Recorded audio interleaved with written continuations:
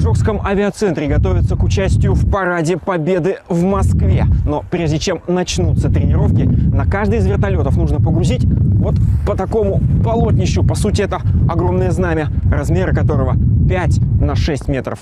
Этот флаг пригодится во второй части тренировки, а теперь в небо. Там 8 винтокрылых машин выстраиваются по парам, образуя колонну.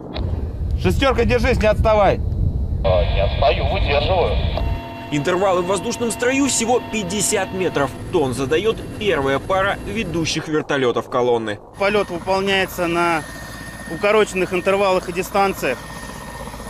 Отвечаешь не только за свой экипаж, но еще думаешь головой, что за тобой еще 6 экипажей. 2 круга в строю над аэродромом и посадка не для отдыха, чтобы прицепить на подвеску вертолета 2-тонный груз. Эта гиря специальным тросом соединяется с бортом. На трос, в свою очередь, закреплено, пока еще сложенное, полотнище флага.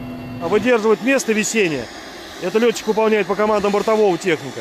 Вот. А наземный технический расчет должен своевременно сдернуть чехол с флага, чтобы тот вовремя распустился и не поздно, и не рано, потому что он также может запутаться о трос, о груз. Это один из главных этапов тренировки. С грузом и раскрытым полотнищем вновь нужно образовать плотный строй винтокрылых машин. Семерка, внутрь уходишь.